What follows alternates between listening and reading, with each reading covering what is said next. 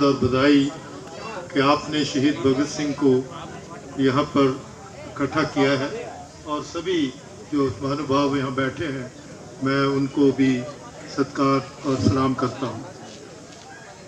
और ये भी सौभाग्य है कि एक तरफ विवेकानंद है और दूसरी तरफ भगत सिंह है। और आपको पता है कि जो चीज़ नहीं बताई जाएगी विवेकानंद के बारे में वो ये है कि उनके छोटे भाई डॉक्टर भूपेंद्र नाथ दत्त पहले कम्युनिस्ट थे। उन्होंने जर्मन से अपनी डिग्री की थी। उन्होंने अपने भाई पे एक बायोग्राफी लिखी। वो कहते कि उनको आधा पढ़ा जाता है, उनका पूरा पढ़ाई नहीं की जाती। क्यों? कि जब वो वेद पढ़ते थे तो उनके एक सहपाठी थे गौतम, इनका नाम नरेंद्र था। इसके छोटे भाई मनिंदर थे और सबसे छोटे भाई भूपेंद्र थे। तो वो गौतम हमेशा पूछता कि जो तुम वेद पढ़ के आए हो उसमें मुझे बताओ कि ये जो कल तक महिला घर में खुश थी, आज वो क्योंकि विडो हो गई है तो उसका जो अपमान हो रहा है उसका मान वहाँ क्या है? कल तक जो आदमी मेहनत करता था वो आज गरीब क्यों है? क्या इसका तुम मुझे सोल्यूशन दे सकते हो? तो कहते कि विवेकानंद फिर वापस मुड़ते और ये चिंता करते कि लोगों की समस्याओं का समाधान क्या हो। और आपको जो पहला 1896 में 1896 में विवेकानंद ने जो पहला समाजवाद का मैनिफेस्टो दिया वो पढ़ने वाला है। उसमें उन्होंने कहा कि सारी जातें जिनको मतलब हिंदू ब्राह्मणिज्म में दिया गया है वो बारी बारी फेल हो चुकी हैं। अब जब दलित जो हैं वो राज करेंगे तब जाके समानता आएगी, तब बराबरता आएगी और भाईचारा होगा। ये विवेकानंद का समाजवाद का मैनिफेस्टो है। और उसके उन्होंने कहा कि जिस बच्चे को आपने आग झोंकने के लिए बिठा रखा है, जब वो उस धुएं के साथ उठेगा तब इस समाज का कल्याण होगा। तो उस ग्राउंड से भगत सिंह और उनके साथियों ने आगे काम शुरू किया। भूपेंद्र नाथ दत्त जो हैं वो गदर पार्टी के बड़े नुमाइंदा थे। गदर पार्टी आपको शायद याद हो कि 8000 लोग जो अकाल से पीड़ित थे, क्योंकि अंग्रेज राज में बहुत भारी अकाल पड़ते थे। 1890 से लेके 1900 तक 10 साल में 1,90,00,000 लोग भूख से मरे थे। और उसने उस वक़्त भी किसानी में संकट पैदा किया तो बहुत से लोग अमेरिका कनाडा में गए ताकि वो मेहनत करके अपने घर परिवार को सुखी कर सकें। लेकिन वहाँ उन्हें पता चला कि मेहनत का फल तब मिलेगा अगर आपकी अपनी सरकार होगी, लोगों की सरकार होगी। और वो बनाने के लिए 8000 लोग वापस आए भारत में आज़ाद करवाने के लिए। उसे गदर पार्टी कहते हैं। भूपेंद्र नाथ दत्त इनके छोटे भाई उस गदर पार्टी के बहुत आगू थे। और भगत सिंह ने अपनी डायरी में लिखा कि भूपेंद्र नाथ दत्त आज की सबसे उत्तम विचारधारा को प्रतीक है। तो इसलिए ये बहस भी चलनी चाहिए कि जो असल विवेकानंद है वो नहीं दिया जाएगा, उस पर और कुछ मतलब ब्राह्मणिकल कल्चर जिसके वो खिलाफ थे वो समझाया जाएगा। लेकिन दूसरी तरफ भगत सिंह और बाबा साहेब अम्बेडकर ने दो चीज़ें कॉमन हैं उनमें। क्योंकि भगत सिंह चाहते थे कि अगर उनको मौका मिले पढ़ने का तो अमेरिका जाएं, क्योंकि अमेरिका ने अपने आप को अंग्रेज़ राज से आज़ाद करवाया था, तो इसलिए वहाँ विचारों की भी आज़ादी चल रही थी। लेकिन बाबा साहेब अम्बेडकर जब मौका मिला वो इंग्लैंड पढ़ने के लिए नहीं गए, वो अमेरिका पढ़ने के लिए गए। और वहाँ आज जिस यूनिवर्सिटी में वो पढ़े वो यूनिवर्सिटी उन पे मान कर रही है। उनको वो कहते हैं कि वी आर ऑनर्ड कि यहाँ पर अम्बेडकर ने PhD तक किया, पढ़ाई की और उन्होंने जो समानता बराबरता का प्रचार किया, जो जात पात के खिलाफ और धर्मों से ऊपर उठ के था तो वो किया। उधर भगत सिंह उसी पीरियड में उनको बाहर जाने का मौका नहीं मिलता, लेकिन वो पढ़ते हैं। पढ़ के वो क्या पाते हैं कि जब तक लोग बलवान नहीं होंगे तब तक मुक्ति नहीं हो सकती। और बलवान बनने का मतलब क्या है कि आप विचारों से बलवान हो, अपने स्वाद से बलवान हो, और अगर अच्छे विचार है तो इरादा बने, और इरादे के बाद संगठन बने। तो ये जो बल का है, और उन्होंने कहा कि जब हम बलवान बनना है तो निर्बलताएं दूर करनी होगी। तो ये जो और आज की जो नीति है, मतलब बाबा साहब अम्बेडकर भी कहते हैं कि अपने आप में वो पहचानो जिसने पेशवाओं को हराया, क्योंकि भीमा कोरेगांव जो है वो एक ऐसी मिसाल थी जब महार रेजिमेंट ने वहाँ की नई पेशवा जो है उनको हराया।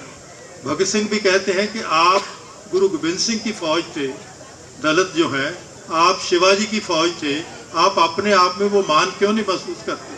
आपको मानसिक तौर पे जो गिराया गया है, आपको ये बताया गया कि आप कमज़ोर हैं, आप हीन हैं। एक्चुअली ये इतिहास नहीं, इतिहास को बदला जाता है, लोगों को गुलाम बनाने के लिए उनको कमज़ोर किया जाता है। तो ये दोनों में जो कॉमन है। और अगर आज की नीतियां हम देखें तो आज की नीति क्या है कि लोगों को कमज़ोर कैसे करना है। अब मैं एक एक करके नीति आप गिनिए। सबसे पहली नीति आई कि जी हम नोटबंदी कर देंगे। रात को सुपना आया, जैसे मोहम्मद गौरी को आया करता था कि रात को सुपना आया कि नोट बंद कर दो, और 90% आपकी करेंसी बंद कर दी। और बहाना ये लगाया गया कि जी हम काला धन ढूंढ रहे हैं। लेकिन ढूंढा क्या उन्होंने? हमारे घर में जो हमारी माताओं के पास, बहनों के पास जो बचत थी, वो सारी सेविंग उनकी छीन ली। और जैसे ही सेविंग छीनी गई तो घर कमज़ोर हो गया। उसके बाद बहुत देर मैंने देखा कि उसके बाद जो दिवाली आई, दिवाली में लोगों के पास वो एक बर्तन खरीदने के लिए पैसे नहीं थे।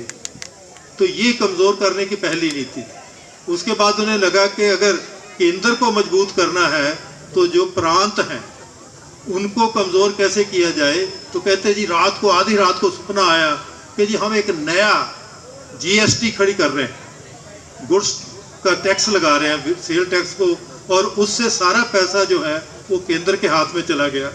और उन्होंने जो वादा किया कि तेलंगाना को हम इतना पैसा देंगे, जब तेलंगाना ने, पंजाब ने, आंध्र प्रदेश ने मांगा तो कहते जी आप कर्जा ले लीजिए, हमारे पास तो पैसा है नहीं।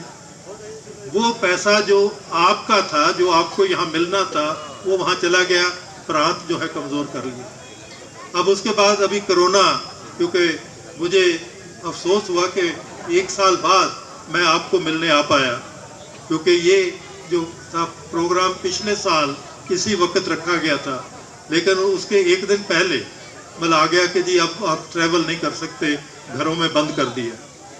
अब कोरोना जो है वो तो हवाई जहाज़ से हवाई अड्डे पर आ रहा था, लेकिन वहाँ किसी ने नहीं पकड़ा, आपको घरों में बंद कर दिया। क्यों?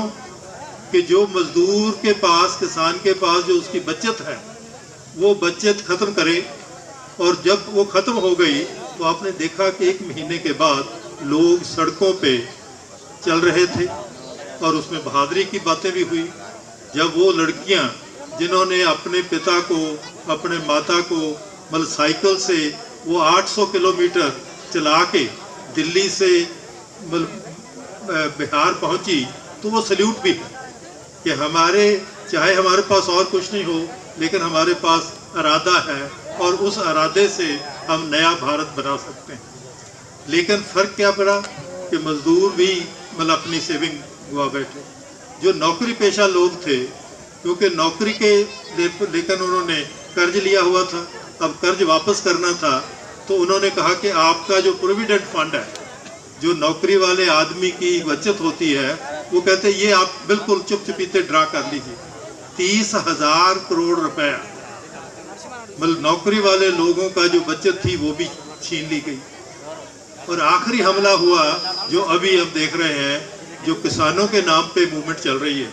एक्चुअली वो किसानों की मूवमेंट से ज़्यादा हर आदमी जो खाएगा उसकी प्रॉब्लम है। मैं आपको बताता हूँ कैसे। उसमें एक कानून बनाया गया, और वो कानून भी कोरोना जब बहुत भारी था, जून जुलाई में चल रहा था, तो उस वक़्त ये कानून बनाया गया कि जो खाने वाली चीज़ें उस पर बंदिश थी, क्योंकि हम पहले अपने लोगों को खिलाएंगे, अगर हम पे ज़्यादा होगा तो फिर बाहर बेचेंगे।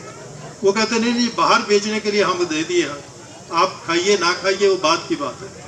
तो वो जो असेंशियल सर्विसेज का बिल पास किया, उसका फ़ायदा क्या हुआ कि 27,500 करोड़ 27,500 करोड़ मतलब इतना पैसा कमाया गया, मतलब प्याज और आलू बाहर बेच के। और जब उसका असर क्या हुआ, मेरा ख्याल हमने घरों में मतलब भारत भर में जो यूनिटी रही वो ये थी कि हर जगह प्याज 100 रुपये किलो बिका और आलू जो है 60 रुपये किलो बिके। मतलब ये इसलिए नहीं कि ये मतलब उन्होंने जखीरा किया था, ये इसलिए था कि उन्होंने बाहर विदेशों में बेच दिया जो लोगों की ज़रूरत थी, और बाद में वो जो कमी है उसको पूरा किया। अभी जो हो रहा है, आपके यहाँ काकीनाडा बंदरगाह है, पोर्ट है, वहाँ से राइस जो है वो एक्सपोर्ट किया जा रहा है। और राइस हम सब जानते हैं कि लोगों के लिए खास खाने वाला राइस जो है वो बाहर विदेशों में बेच के पैसा कमाया जा रहा है। और जब कल को वो मतलब यहाँ मार्केट में भाव कम बढ़ेगा क्योंकि उसकी कमी आएगी, और फिर लोगों की खरीद शक्ति भी नहीं। उधर मज़दूरों के जो उन्होंने 100-150 साल में मज़दूरों के हक से लड़ाई लड़ी गई थी, वो सारे छीन लिए गए। और अब देखिए कि भगत सिंह और अपने बीके दत्त, भगत सिंह 21 साल के हैं, उनके बटकेश्वर दत्त जो साथी हैं वो 18.5 साल के हैं, वो खुद चल के इसी पार्लियामेंट में, जिसे सेंट्रल असेंबली कहते थे, वहाँ जाते हैं, बस 2 प्रश्न खड़े करके। वो कहते हैं, एक तो मैं ये समझाना चाहता हूँ कि हमारी जो नाबराबरी है, क्योंकि ये आज भी वही नाबराबरी है जो भगत सिंह के टाइम पे थी, कि 1% लोगों को, 2% लोगों के पास सारा धन इकट्ठा हो रहा है, और जो 99%, 98% लोग हैं उनके पास धन नहीं है। ये 1920 में भी था, और उसका जवाब जो भगत सिंह ने कहा था कि इसका जवाब तो बराबरी है, और बराबरी तब आएगी अगर भाईचारा जो है वो होगा। तो भाईचारे के लिए मतलब ये उन्होंने अपने आप को वहाँ वो एंटर किया, और उन्होंने कहा कि मैं नारा दे रहा हूँ, अगर वो नारा भारत के लोग समझ जाएं तो मुझे मेरी ज़िंदगी की कीमत मिल जाएगी।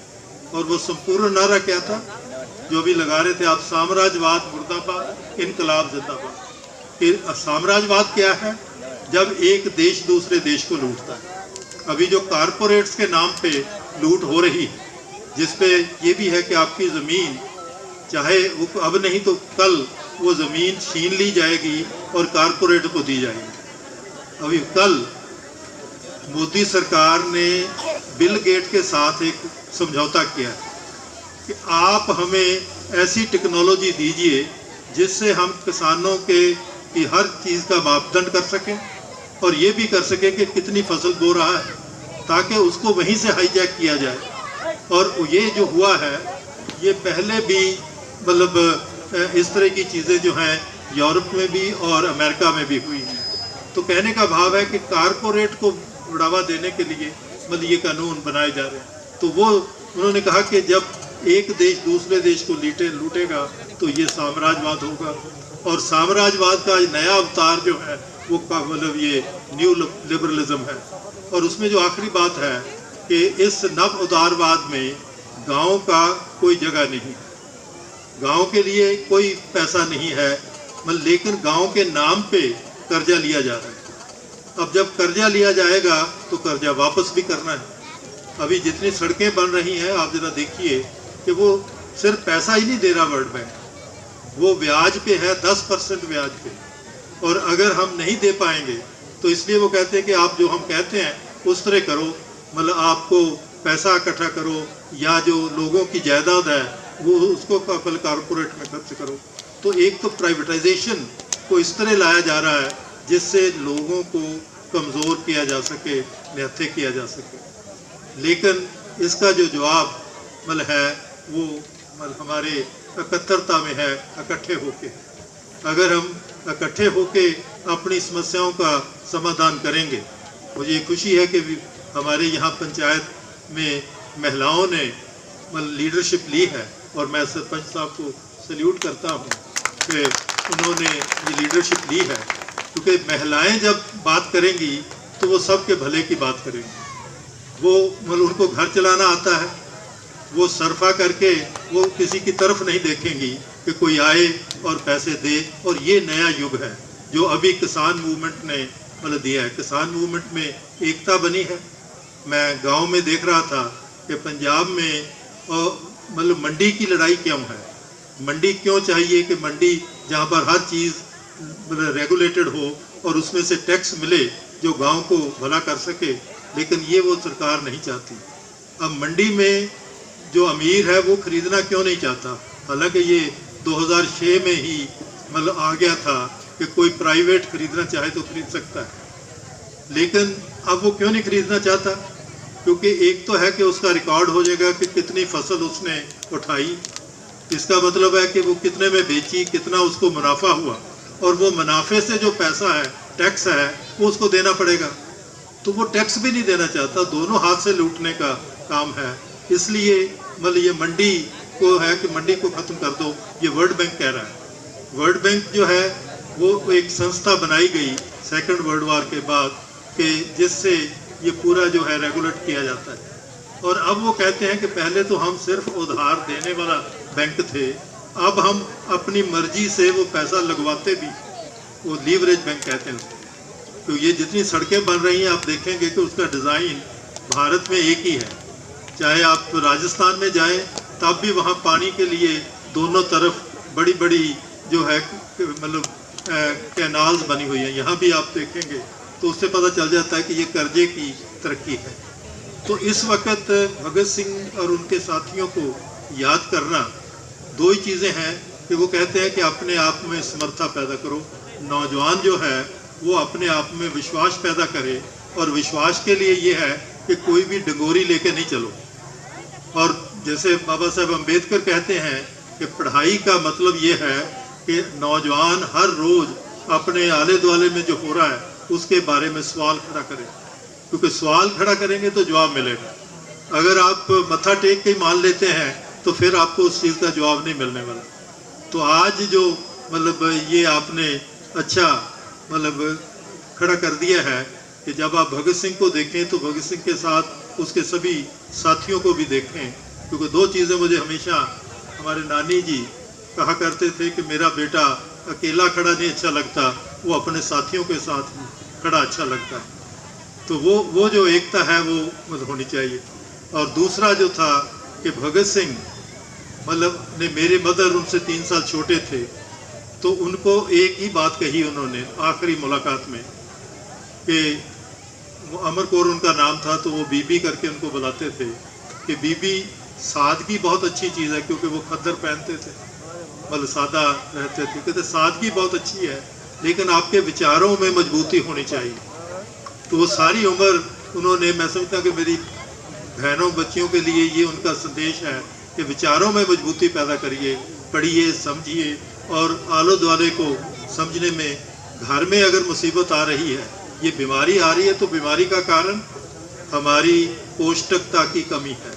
अगर घर का बनाया हुआ आज हमने खाया कि वो इतना पौष्टिक है कि आपको बीमारी नहीं आएगी, लेकिन अगर मतलब हम बाज़ार की तरफ जाएंगे तो वो मतलब पौष्टिकता रहित होगा। तो दूसरा बात, उन्होंने जो छोटे बच्चों के नाम भगत सिंह ने एक संदेश दिया 3 शब्दों में कि सेहत का ख्याल रखना। सेहत का मतलब है पौष्टिकता, न्यूट्रिशन और एक्सरसाइज, और हौसला रखना कि कभी दिल नहीं छोड़ना। अगर एक दफ़ा नहीं कामयाब हुए, अगली दफ़ा कोशिश करेंगे, तीसरी दफ़ा कोशिश करेंगे, तो हौसला कभी नहीं छोड़ना। और आखिरी बात उन्होंने कही कि मेहनत से समझदारी बनाओ। यही बात बाबा साहब अम्बेडकर कहते हैं कि हमें पढ़ना चाहिए, एजुकेट, एजिटेट, और अपने हक के बारे में चिंतित हो जाइए। एजुकेशन का मतलब सिर्फ किताब पढ़ना नहीं है, उसका मतलब है कि हमारे जो अधिकार हैं उनके बारे में चेतनता हो, और फिर उसके बाद हम उसके लिए ऑर्गेनाइज करें, अपने आप को एजिटेट करें। और तो दोनों में समानताएं हैं। और आखिरी बात जो है कि भगत सिंह जब जात पात के खिलाफ काम करते थे तो वो दिखाने के लिए नहीं था, उनकी अंतिम जो बात हमारे पास है वो दो हैं। एक तो है कि वो जेल की कोठड़ी में मतलब मलमूत्र अंदर ही करना होता है, और एक जो आदमी है वो उसको मलमूत्र उठाने आता है, तो उसका नाम बोगा था। तो जब वो बोगा उनका मलमूत्र उठाने आता तो भगत सिंह कहते वो मेरी बेबे आ गई, मेरी बेबे आ गई, क्योंकि बेबे वो माँ को कहते। तो वो बेचारा कहता है कि जी आप कैसे हैं सरदार, तुम मुझे हंसी ना उड़ाया करो कि तुम मेरे साथ हंसी कर रहे हो, तुम मतलब। वो कहते नहीं, मैं ईमानदारी से कह रहा हूँ कि मेरी ज़िंदगी में दो व्यक्तियों ने मेरा मलमूत्र उठाया, एक मेरी माँ ने मेरे बचपन में, और अब तुम वो रिश्ता निभा रहे हो, इसलिए तुम मेरी बेबे हो। तो ये मतलब कहने की बात नहीं थी। और उस व्यक्ति को उन्होंने ये भी कहा कि आखिरी रोटी मैं तेरे हाथ की खाऊंगा। वो कहता मैं कैसे बना सकता हूँ, मैं तो इतना मल गंदा। वो कहते कोई काम गंदा अच्छा नहीं होता। अब अगर माँ ने मलमूत्र उठाया है तो वो हाथ साफ करके रोटी भी बनाती है, तो इस रिश्ते से तुम मेरी आखिरी रोटी लेके आओगे। वो अलहदा बात है कि उनको 12 घंटे पहले फांसी दे गई, जब सुबह बोगा आया तो वो रोटी दे नहीं पाया उनको। लेकिन ये, और दूसरी बात उन्होंने, क्योंकि आमतौर पर ये भी मतलब कहा जाता है कि शायद भगत सिंह पिस्तौल वाला है, मैं क्या भगत सिंह तो किताब वाला है। भगत सिंह ने किताब पढ़ के इतना हौसला अपने आप में पैदा किया कि वो अंग्रेज़ों को अपने 18 साल के साथी के साथ उनकी पार्लियामेंट में जाके उनको चैलेंज करते हैं। लेकिन और आखिरी बात भी जो थी कि वो एक किताब को बहुत पढ़ना चाहते थे, इसलिए भी कि हमें पता लगे। उन्होंने कहा है कि अगर आपने मतलब आगे आने वाले काम में सीखना है तो लेनिन के जीवन और उसके काम से सीखें, जो उसकी लिखते हैं और जीवन और लिखते हैं। और वो आखिरी किताब जो पढ़ रहे थे वो German revolutionary lady Clara Zetkin थी। वो जाके लेनिन के साथ रही और उसके बारे में उसने रेमिनिसेंसेस, यादें लेनिन की लिखी, और भगत सिंह उसकी इंतज़ार कर रहे थे। तो हमें ये बता रहे थे कि अगर आप जो पढ़ना है तो समझदारी से पढ़ो और अपनी समस्याओं का समाधान ढूंढने के लिए पढ़ो। तो इसीलिए मैं समझता हूँ कि मैं आपको सल्यूट करता हूँ, इस गांव को सल्यूट करता हूँ, गांव के लीडर जो हैं हमारे सरपंच और पंचायत, उसको सल्यूट करता हूँ, अपनी ये पार्टी को सल्यूट करता हूँ कि आपने ये एक अच्छा आने वाले बच्चों के लिए तोहफा दिया है। लेकिन ये बुत रह जाएगा अगर इनकी जो स्पिरिट है वो नहीं पड़ी हुई, क्योंकि बुत में और बोलने में इतना फ़र्क होता है कि उसमें स्पिरिट होती है। तो जिनके साथ हमारी आज लड़ाई है वो बुत बनाने में बहुत कामयाब हैं, क्योंकि वो स्पिरिट उसमें ख़त्म कर देते हैं। लेकिन हमने वो स्पिरिट मतलब करनी है बच्चों के साथ, हर रोज़ नहीं तो हफ्ते में एक दफ़ा छोटे बच्चों के साथ मतलब भगत सिंह की चर्चा करना, और ताकि वो आप खुद उनमें एक उत्सुकता बने और वो पढ़ सकें। तो फिर हम भगत सिंह की और उसके साथियों, भगत सिंह अकेले नहीं, उनके साथ उनकी साथ दुर्गा भाभी हैं, उनके शहीद साथी मलका रामचंद्र मतलब चंद्रशेखर आज़ाद हैं, भगवती चरण हैं, जैतन दास हैं, उनके बारे में भी नौजवानों को पता होना चाहिए कि जब नौजवान इरादा कर लेते हैं तो वो बड़ी बड़ी सल्तनतों को हिला सकते हैं। तो इसलिए इससे इरादा लेना है, लेकिन वो इरादा कैसे बने उसका एक नियमित आप प्रोग्राम करें। तो मैं आपको सल्यूट करता हूँ और मैं अपने आप को बहुत भाग्यशाली महसूस कर रहा हूँ कि चाहे साल बाद ही सही मुझे फिर आपके दर्शन करने का मौका मिला। हालांकि कोरोना का रौला था, लेकिन उसके बाद भी आए। सल्यूट, इनकलाब जिंदाबाद, साम्राज्यवाद मुर्दाबाद। धन्यवाद। ప్రియమైన మిత్రులారా, ఇక్కడ విగ్రహావిష్కరణ చేసినందుకు మీ అందరికీ ధన్యవాదాలు.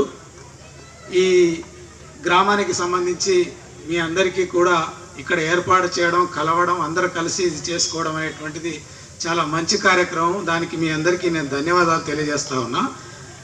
అంతేకాకుండా ఇక్కడే వివేకానంద విగ్రహం ఉన్నది, ఇక్కడ భగత్ సింగ్ విగ్రహం ఉన్నది. అయితే వివేకానందుని విషయంలో కూడా చాలామంది అనేక రకాలుగా మాట్లాడుతూ ఉన్నారు. వాస్తవానికి వివేకానంద యొక్క చిన్న తమ్ముడు భూపేంద్రనాథ్ ఆయన కమ్యూనిస్టుగా ఉన్నాడు. ఆయన కమ్యూనిస్టుగా ఉండి అనేక విషయాల్ని ఆయన చెప్పినటువంటి సందర్భాలు మనకున్నాయి. అంటే ఆయన వాళ్ళ ఇంట్లో సందర్భంగా వేదాలు చదవడం అనేది, దానికి సంబంధించి క్వశ్చన్ వేయడం అనేది, మీకేమి దీనివల్ల ప్రయోజనం కలిగిందనేటువంటి ప్రశ్నలు వేయడం అనేటువంటిది, ఇవన్నీ కూడా ఆయన చేసిండనేటువంటి దాన్ని ఈ సందర్భంగా. అయితే 1896లో వివేకానంద గారు ఒక మాట మాట్లాడినారు. ఏంటంటే, ఎక్కడైతే కింది జాతుల వాళ్ళు, ఇప్పుడు దళితులను ఏదైతే అంటున్నారో అట్లాంటి వాళ్ళు అధికారంలోకి వస్తేనే సమాజం అనేటువంటిది సమాజం వస్తుంది అనేటువంటి విషయాన్ని ఆ రోజు ఆయనే చెప్పిండు. కానీ దాన్ని కాకుండా ఈరోజు అనేక విషయాలు బ్రాహ్మణికల్ మెథడ్లో ఆధ్యాత్మిక వైపుగా, అంటే మతవాదం వైపుగా ఈరోజు మాట్లాడుతున్నటువంటి విషయాలు కూడా ఉన్నాయనేటువంటి విషయాన్ని మనం అర్థం చేసుకోవాలి. వాళ్ళ తమ్ముడు ఆనాడు గదర్ పార్టీలో కొనసాగిండు. అంటే 1890-1900 ప్రాంతంలో చాలా కరువు ప్రాంతం అనేటువంటిది బ్రిటిష్ కాలంలో చాలా ఎక్కువ వచ్చింది. అట్లా అనేక కోట్ల మంది చనిపోయినటువంటి సందర్భం ఉన్నది. ఇక్కడ ఉండేటువంటి వాళ్ళు అమెరికా, కెనడాలకు అక్కడంతా వెళ్ళిపోయి బ్రతికిన పరిస్థితి ఉన్నది. అయితే అక్కడ ఉండే వాళ్ళందరూ కూడా చాలా పరిశోధన చేసిన తర్వాత, దేశంలో ఉండేటువంటి ఈ పరిస్థితులను చూసిన తర్వాత ప్రజలకు అధికారం వచ్చేటటువంటి పరిస్థితి వైపుగా మనం ఆలోచన చేయాలని చెప్పి ఆలోచన చేసి ఒక 8,000 మంది మన భారతదేశానికి తిరిగి వచ్చి ఇక్కడ గదర్ పార్టీని ఏర్పాటు చేసినటువంటి సందర్భం మనం చూస్తాం. ఆ సందర్భంగానే మొదటి కమ్యూనిస్టుగా భూపేంద్రనాథ్ ఉన్నాడు అనేటువంటి విషయాన్ని మనం అర్థం చేసుకోవాలా. మన అంబేద్కర్ కూడా ఇంగ్లాండు, అమెరికా లాంటి దేశాలకు వెళ్ళి చదివినటువంటి సందర్భం ఉన్నది. భగత్ సింగ్ కూడా ఆయన పిహెచ్డి కోసం కూడా అక్కడికి వెళ్ళాడు అనేటువంటిది ఉంది. అయితే ప్రజలు ఎక్కడైనా చైతన్యం కాకపోతే, ఐక్యంగా లేకపోతే సాధించుకోలేరు అనేటువంటి విషయాన్ని కూడా వాళ్ళు ఆ రోజు చెప్పిందనేటువంటి విషయం. ప్రజల్ని ఎప్పుడు కూడా వాళ్ళు భ్రమాత్మకంగా లేదా బానిసలుగా లేదా తక్కువ మనుషులుగా, హీనమైన మనుషులుగా చేయడానికి ఎప్పుడు కూడా ప్రయత్నం చేస్తారు అనేటువంటి విషయాన్ని మనం అర్థం చేసుకోవాలి. బానిసల్ని చేయడానికి కూడా వాళ్ళు ప్రయత్నం చేస్తారు అనేటువంటిది ఆ రోజు కూడా అదే పరిస్థితున్నది. ఈ రోజు కూడా ప్రజల్ని ఎట్లా తగ్గించాలనేటువంటి విషయాల్ని, వాళ్ళని ఎట్లా తక్కువ చేయాలనేటువంటి ఆలోచనలు కూడా పాలకవర్గాలు చేస్తున్నాయి అనేటువంటిది ఈ సందర్భంగా మనం అర్థం చేసుకోవాలనేది. మోడీ ప్రభుత్వం అంటే హఠాత్తుగా నోటుబందీ అంటే నగదు రద్దును చేసినటువంటి విషయాన్ని మనం చూస్తాం. బ్లాక్ మనీని కూడా ఇక్కడికి తీసుకొచ్చి మేము అందరికీ పంచుతాం అనేటువంటి విషయాన్ని ఆయన చెప్పినాడు. కానీ ఆచరణలో ఏం చేయలేదు. పైపెచ్చుగా ఇళ్లలో దాచుకున్నటువంటి సొమ్ము ఏదైతే ఆడపిల్లల దగ్గర డబ్బాల్లో పెట్టుకున్నటువంటి దాన్ని కూడా వాళ్ళు మొత్తం ఖర్చు చేయించినటువంటి పరిస్థితి మనకు కనబడుతుంది. అదే సందర్భంలో జిఎస్టీ చట్టం కూడా తీసుకొచ్చి ప్రజల్ని మొత్తం పీల్చి పిప్పి చేసినటువంటి పరిస్థితి మనకి ఈ సందర్భంగా కనబడుతున్నది. అదే సందర్భంలో రాష్ట్రాల యొక్క అధికారాల్ని, ప్రజల యొక్క అధికారాల్ని మొత్తం ఏమాత్రం ఉంటే వాటిని అంతా తొలగించి కూడా కేంద్రం చేతుల్లోకి నేరుగా వెళ్ళేటట్టుగా ఈ జిఎస్టీ చట్టం చేసింది అనేటువంటిది మనం అర్థం చేసుకోవాలి. ఈ కరోనా కాలం అనేటువంటిది, కరోనా కాలం సంవత్సరం తర్వాత మనం కలుసుకుంటున్నాం. ఇక్కడ వాస్తవానికి లాస్ట్ ఇయరే ఇక్కడికి రావాల్సి ఉండే, మనమంతా కలుసుకోవాల్సి ఉండే. కానీ లాక్డౌన్ ఏర్పడడం వల్ల నేను అక్కడి నుంచి ఇక్కడికి రాలేకపోయాను. నేనే రాకపోవడం కాదు, మీ అందరినీ కూడా బంధు పెట్టినటువంటి పరిస్థితి, బయటికి రానటువంటి పరిస్థితి, ఒక 2 నెలలు 3 నెలలు ఇళ్లలోనే బంధించినటువంటి పరిస్థితి. మొత్తంగా మన దగ్గర ఉండేటువంటి డబ్బులన్నీ కూడా అయిపోగొట్టి ప్రజలని పూర్తిగా బికారులకు చేసినటువంటి పరిస్థితి ఈ ప్రభుత్వాలు చేసినాయి అనేటువంటిది చివరికి ప్రజలంతా రోడ్డు మీదకి ఈడ్చినటువంటి స్థితి మనకు కనపడుతున్నది. ఈ స్థితిలో ప్రజలందరూ కూడా 100 కిలోమీటర్లు, 800 నుంచి 1000 కిలోమీటర్ల దాకా సైకిళ్ళ మీద ఢిల్లీ నుంచి తమ ప్రాంతాలకి ప్రయాణం చేసినటువంటి పరిస్థితి మనకు కనపడుతుంది అనేటువంటిది. అదే సందర్భంలో కార్మికులు సాధించుకున్నటువంటి హక్కులన్నింటినీ కూడా ఈ ప్రభుత్వం రద్దు చేసే వైపుగా వాటిని మార్చింది అనేటువంటిది కూడా మనం ఈ సందర్భంగా అర్థం చేసుకోవాలి. అంతేకాకుండా రైతాంగ ఉద్యమం కూడా ఈరోజు ఢిల్లీలో నడుస్తోంది. ఇది 3 చట్టాలను తీసుకొచ్చింది. ఈ 3 చట్టాలు కూడా పూర్తిగా ప్రజలకు, రైతాంగానికి వ్యతిరేకమైనటువంటి చట్టాలు ఇవి. ఇది కూడా కరోనా కాలంలో తీసుకొచ్చినటువంటి ఈ చట్టాలు మనకు చట్టాలు తీసుకొచ్చారు. వీటి ఉద్దేశం ఏంటంటే మొత్తం రైతాంగానంతా బికారులుగా చేసి వ్యవసాయ రంగాన్ని నాశనం చేయటం, ఇక్కడ ఉండేటటువంటి పంటని ఎక్స్పోర్ట్ చేసి మొత్తం కార్పొరేట్ వాళ్ళు లాభాలు గడించేటట్టుగా ప్రయత్నం చేయడం అనేటువంటిది ఈ జరుగుతూ ఉన్నది. అత్యవసర సర్వీసుల చట్టం కింద ఈరోజు అంటే ఈ గతంలో ఉండేటటువంటి నిల్వల్ని దాని యొక్క పరిధిని తీసేసి విచ్చలవిడిగా ఎంతైనా వాళ్ళు పెంచుకోవచ్చు అనేటువంటి దాంతో ఈరోజు చట్టం చేశారు. దీనివల్ల చాలా నష్టం వచ్చింది. అంతేకాకుండా వాళ్ళు ఎక్స్పోర్ట్ చేయడం వల్ల 27,500 కోట్ల ధాన్యాన్ని బయటికి పంపడం వల్ల భారతదేశంలో ఉల్లిగడ్డ ఆలుగడ్డ అనేటువంటివి 70-100 రూపాయలకు పైన ఈరోజు దేశంలో కొనేటువంటి పరిస్థితి ఏర్పడింది. ఇది చాలా ఎందుకు వచ్చింది అంటే ఇట్లా ఎక్స్పోర్ట్ చేయడం వల్లనే ప్రభుత్వాలు ఈ చట్టాలు తీసుకురావడం వల్లనే ఈ పరిస్థితి ఏర్పడింది అనేది మనం అర్థం చేసుకోవాలా. అంతేకాకుండా కాకినాడ బందర్ పోర్ట్ అనేటువంటిది ఒకటి ఉంది. దీని ద్వారా కూడా వాళ్ళు రైస్ ఎక్స్పోర్ట్ చేయటం వల్ల ఎక్స్పోర్ట్ చేయటం వల్ల వాళ్ళు కార్పొరేట్ వాళ్ళు చాలా లాభాలు గడించారు. ఇక్కడ ఎప్పుడైతే అవి ఎక్స్పోర్ట్ అవుతాయో ఇక్కడ ధాన్యం తగ్గిపోయిన తర్వాత ఆ ధాన్యానికి డిమాండ్ పెరిగిపోయి రేటు పెరిగిపోతుంది అనేటువంటిది మనం అర్థం చేసుకోవాలా. అందుకనే ప్రజలు కొనడం అనేటువంటిది కూడా చాలా కష్టం అవుతుంది అనేది కూడా ఈ చట్టం వల్ల మనకు అర్థమవుతుంది అనేది కూడా మనం అర్థం చేసుకోవాలా. అప్పుడు 21 సంవత్సరాలు భగత్ సింగ్ అతని సహచరులు 18.5 సంవత్సరాలు కలిగినటువంటి వాళ్ళు ఈ ప్రశ్నలన్నింటినీ పార్లమెంట్ ద్వారా ప్రశ్నించినటువంటి పరిస్థితి కూడా మనం చూస్తున్నాం అనేటువంటిది మనం అర్థం చేసుకోవాలా. వాళ్ళు ఆనాడు ఏదైతే పరిస్థితి ఉన్నదో అది సరిగ్గా ఈరోజు 1-2% చేతుల్లో మొత్తం దేశ సంపద అంతా ఉంటే 99-98% ప్రజల చేతుల్లో ఏమీ లేనటువంటి స్థితి, అంటే సంపద అంతా కేంద్రీకృతమైనటువంటి స్థితి నాడున్నది నేడు కూడా ఉంది అనేటువంటిది అర్థం చేసుకోవాలా. ఆ స్థితిలో భగత్ సింగ్ ఆయన సహచరులందరూ కూడా సామ్రాజ్యవాదం నశించాలని విప్లవం వర్ధిల్లాలని చెప్పి జాయింట్గా వాళ్ళు నినాదం ఇచ్చినటువంటి స్థితిని మనం అర్థం చేసుకోవాలా. సామ్రాజ్యవాదం అంటేనే ఒక దేశంపై ఒకరు దాడి చేసి కొల్లగొట్టుకుపోవడం అనేటువంటి దాన్ని, అంటే కార్పొరేట్లకు అధికారం ఇచ్చేటటువంటి విధానమైనటువంటిది మనం చాలా స్పష్టంగా ఈరోజు మనం అర్థం చేసుకోవచ్చు. వీళ్ళు ఎన్ని విధానాలు చేసినా కూడా గ్రామానికి సంబంధించి వాళ్ళు ఏమి చేయలేనటువంటి పరిస్థితి, ఏమి చెయ్యరు కూడా. అక్కడ వాళ్ళ దగ్గర ఏమి ప్రణాళికలు కూడా లేవనేటువంటిది మనం అర్థం చేసుకోవాలా. అదే సందర్భంలో పూర్తిగా అన్ని రంగాల్ని అన్నిటినీ ప్రైవేటీకరణ చేయడం ద్వారా ప్రజల్ని మరింత బలహీనం చేసేటటువంటి, మరింత పరాధీనం చేసేటటువంటి వైపుగా ఈ చట్టాలు ఈ ప్రభుత్వాలు చేస్తున్నాయనేటువంటిది మనం అర్థం చేసుకోవాలా. ఇక్కడ అంటే అంతేకాకుండా ఒక్కటి కాకుండా కూడా వాళ్ళు చేస్తున్నారు అనేటువంటిది తాను గుర్తు చేశాడు. అట్లాగే ఇక్కడైతే ఒక మహిళా సర్పంచ్ అధికారాన్ని చేపట్టి చేస్తుండడం అనేటువంటి విషయాన్ని నేను చాలా అభినందిస్తూ ఉన్నాను. వారికి నేను ధన్యవాదాలు చేస్తూ ఉన్నాను. ఆమె తనతో పాటు తన దగ్గరకు వచ్చినటువంటి అన్ని విషయాల్ని మాట్లాడడానికి ఆమె ముందుకు వస్తుంది, చేస్తుంది అనేటువంటి విషయాలు కూడా మనం అర్థం చేసుకోవాలా మహిళకు సంబంధించి. అట్లాగే కిసాన్ ఉద్యమం అనేటువంటిది పంజాబ్లో నడుస్తుంది. ఇది మార్కెట్ ఏదైతే తీసేస్తున్నటువంటి చట్టం ఏదంటే ప్రత్యక్షంగా తీసేస్తున్నారు అని చెప్పకపోయినా ఆ చట్టం వల్ల మార్కెట్లు కనుమరుగయ్యే అవకాశం ఉన్నది. ఆ కనుమరుగయ్యే దానికి వ్యతిరేకంగా పంజాబ్లో పెద్ద ఎత్తున ఉద్యమం జరుగుతూ ఉన్నది. వాళ్ళ ఉద్దేశం ఏంటంటే మండీలు కూడా లేకుండా చేయడం, అంటే మార్కెట్లు లేకుండా చేయడం అనేది. ఎందుకోసం అంటే మార్కెట్లలో ఈరోజు ట్యాక్సీలు కట్టాలి, వాళ్ళు ఎంత పండుతుంది ఎంత పండదు అనేటువంటి అంతా కూడా అక్కడ లెక్కలు ఉంటాయి. కార్పొరేట్ వాళ్ళు కనీసమైన ట్యాక్సీ కూడా కట్టడానికి అవకాశం లేకుండా ఎవడు ఎక్కడైనా అమ్మి కొనుక్కోవడానికి అవకాశం ఇచ్చేటట్టుగా ఈ చట్టాలు చేస్తున్నారు. ఇవన్నీ కూడా కార్పొరేట్లకే లాభం చేకూరుతుంది అనేటువంటిది.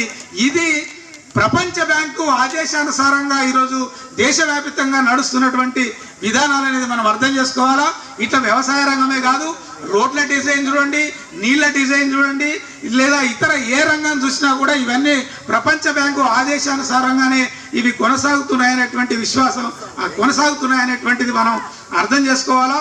అందుకే భగత్ సింగ్ ఏమంటాడంటే మనంతక మొత్తం చైతన్యం కావాలి, అందరం కూడా ఐక్యం కావాలి, విశ్వాసాన్ని పెంచుకోవాలి, ఈ ప్రభుత్వాలకు వ్యతిరేకంగా పోరాటం చేయాలని చెప్పేసి ఆయన ఏదైతే అన్నాడో దాన్ని మనమందరం కూడా శిరస వహించాలనేటువంటిది ఆయన చెప్పాడు. అంతేకాకుండా చదువులు చదవాలంటే చదువుల మతలబ్ ఏంటని మనం అర్థం చేసుకుంటే ప్రతిరోజు ఒక ప్రశ్న వేసేటట్టుగా మనం తయారు కావాలి. ఆ ప్రశ్నకు జవాబు కూడా వస్తుందనేటువంటిది దొరకబుచ్చుకోవాలనేటువంటిది కూడా ఆయన ఆనాడు చెప్పాడు.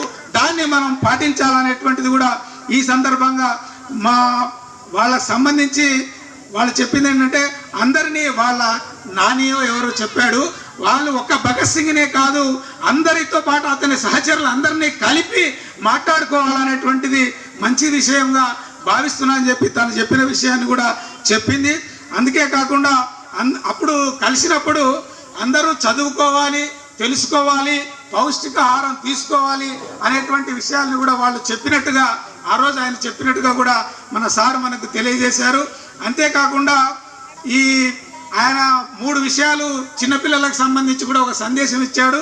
అది చాలా పౌష్టిక ఆహారాన్ని తీసుకోవాలని, అట్లాగే దానికి అనుగుణంగా వ్యాయామం చేయాలని, దానికి అనుగుణంగా శ్రమ చేయాలనేటువంటి ఈ 3 విషయాల్ని తప్పకుండా ప్రతి ఒక్కరూ ఆచరించాలనేటువంటి విషయాన్ని ఆయన చివరి సందర్భంలో సందేశంగా ఇచ్చినటువంటి విషయాన్ని కూడా మనం మననం చేసుకోవాలనేటువంటిది ఆయన అదే సందర్భంలో అంబేద్కర్ కూడా చదవాలి, ఎడ్యుకేట్ కావాలి, యాజిటేట్ చేయాలి, అంటే చదవాలి, జ్ఞానం తెచ్చుకోవాలి, పోరాటం చేయాలనేటువంటి విషయాన్ని కూడా ఆయన చెప్పాడు. చదవడం అంటే చదువులే కాదు, వ్యవస్థకు సంబంధించినటువంటి అధ్యయనం చేయాలా. ఆ అధ్యయనం చేయడం ద్వారానే మనం సమాజాన్ని మార్చడానికి అన్వయింపుగా అవసరం ఉంటుందనేటువంటిది, అవకాశం ఉంటుందనేటువంటిది కూడా ఈ సందర్భంగా చెప్పారు. వాళ్ళు ఆ రోజే భగత్ సింగ్ చాలా బాగా చదువుకున్నాడు, బాగా తెలుసుకున్నాడు. అనేక విషయాలు కూడా 18 సంవత్సరాల్లోనే పార్లమెంట్లో సవాలు విసిరినటువంటి చరిత్ర భగత్ సింగ్ ఉన్నది. ఆయన ఆ రోజే కామ్రేడ్ లెనిన్కి సంబంధించినటువంటి పుస్తకాల్ని, క్లారా జెట్కిన్ జర్మనీకి సంబంధించినటువంటి పుస్తకాల్ని అన్నిటినీ కూడా ఆయన చదివి ఆకళింపు చేసుకొని బ్రిటిష్ సామ్రాజ్యవాదానికి వ్యతిరేకంగా మనం ఎట్లా పోరాటం చేయాలనేటువంటి అనేక విషయాల్ని కూడా ఆయన రాసి చెప్పినటువంటి విషయాలు కూడా ఉన్నాయి. వాటిని కూడా మనం అన్ని కూడా గ్రహింపు చేసుకోవాలి అనేటువంటిది. అందుకనే బాగా చదవండి, బాగా తెలుసుకోండి, బాగా చైతన్యం కండి అనేటువంటి విషయాన్ని నేను పదే మీకు ఐక్యంగా చేయటం ద్వారానే, ఉద్యమం చేయటం ద్వారానే సమాజాన్ని మార్చుకోగలం అనేటువంటి భగత్ సింగ్ విషయాన్ని కూడా మనం అందరం కూడా అర్థం చేసుకోవాలనేటువంటిది నేను తెలియజేస్తా ఉన్నా. గ్రామ పార్టీకి ఇక్కడ ఏర్పాటు చేసినటువంటి వీళ్ళందరికీ కూడా నేను ధన్యవాదాలు తెలియజేస్తా ఉన్నాను. ఇది ఒక మంచి మెమరీగా మిగిలిపోతుంది. అంటే జస్ట్ మెమరీగానే మాత్రమే కాదు, మీరు స్పిరిట్ను తీసుకోవాలి. దీని నుంచి వచ్చినటువంటి స్పిరిట్ ద్వారా ఉద్యమాన్ని ముందుకు తీసుకుపోవాల్సినటువంటి పరిస్థితి కూడా మీరంతా కల్పించాలనేటువంటిది, ఇది మంచి మెమరీగా కూడా ఉండాలనేటువంటిది.